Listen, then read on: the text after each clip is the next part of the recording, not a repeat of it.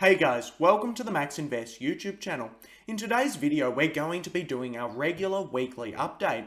If you're new to the channel, essentially every single week we take a look at the crypto markets. We have a look at some of the biggest bits of news from the week regarding the macro crypto market, and then we have a look at where we are in this cryptocurrency market cycle and the charts on a more macro scale.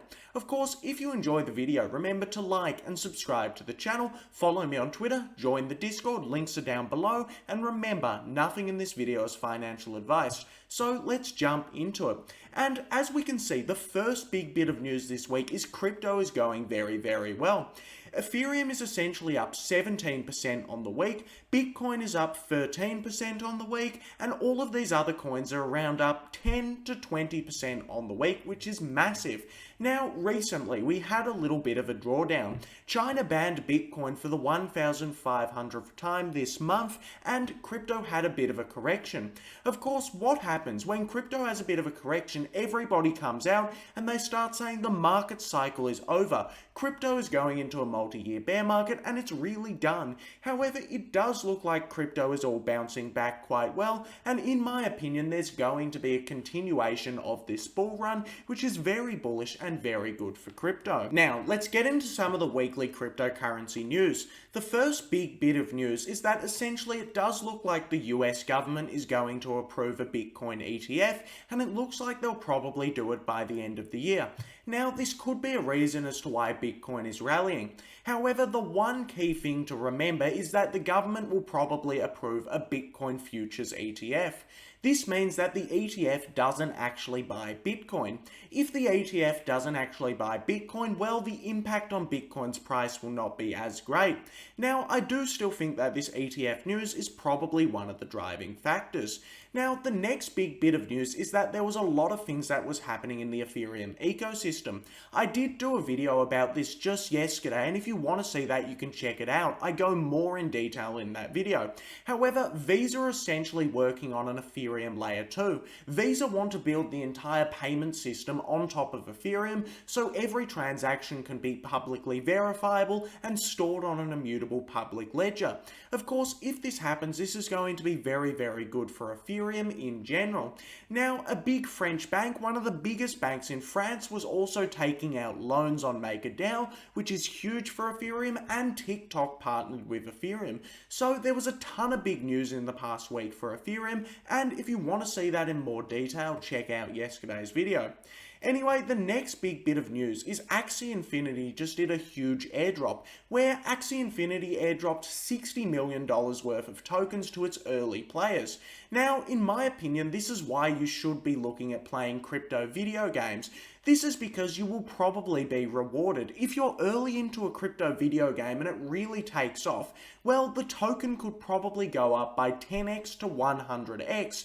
Of course, you do need to pick the right video game, and this will be hard to do. However, it can be very good and you can be rewarded for being an early player and an early adopter. Facebook have been popping up a lot lately.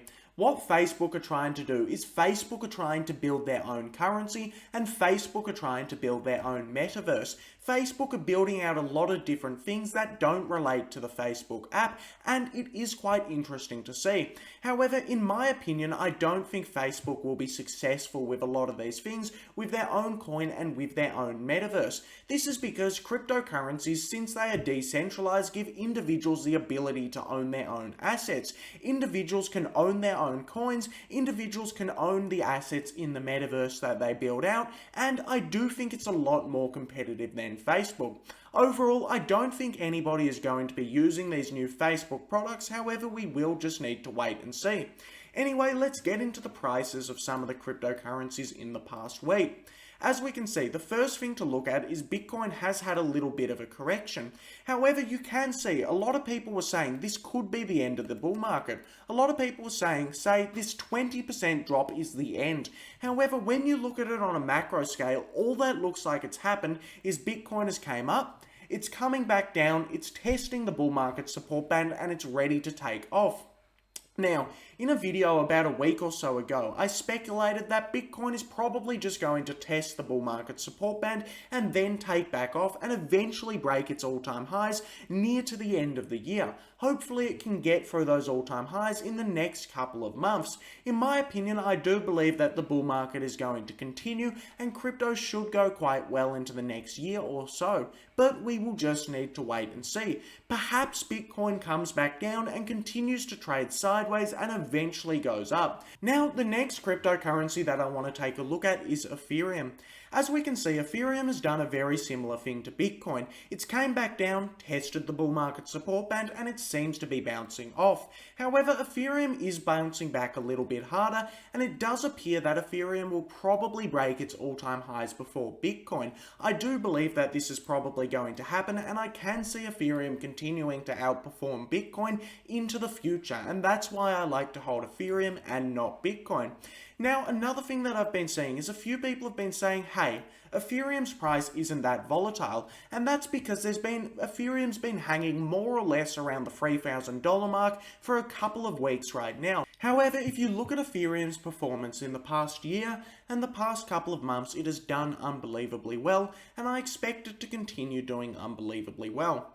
Now, the last cryptocurrency that I want to take a look at is Chainlink, and as we can see, I am quite bullish on Chainlink. This is because Chainlink has more or less held the bull market support band. Chainlink went up to around $40, came back down, tested the bull market support band, and has held it. Of course, we do know that Chainlink has generally been underperforming the greater cryptocurrency market. Chainlink in the past year hasn't done too well. However, in the past 5 or so years, Chainlink has done very, very well. Now, in my opinion, I do believe it's Chainlink's time to shine. I do believe that Chainlink is eventually going to start outperforming, and right now, everybody's focus is on layer 1s. However, I do believe a lot of people's focuses will pivot from layer 1s to other projects, and hopefully Chainlink gets some time to shine, goes back up, breaks those all-time highs, and does very well. Another thing to note is Chainlink continues to have very, very bullish news. One of the biggest bits of news that happened recently is individuals from all around the world can easily run a Chainlink node through Amazon Web Services. It's just one click to deploy a Chainlink Oracle node. As a direct result, what this means is that businesses from all around the world will be able to put all of their data on chain and get paid for doing that. This is absolutely huge, and I do expect a lot of businesses to start doing this, and of course, this should mean that Link appreciates a lot with this news. Now, another big bit of news that recently came out as well is that Google Cloud are essentially doing a similar thing to what AWS are doing.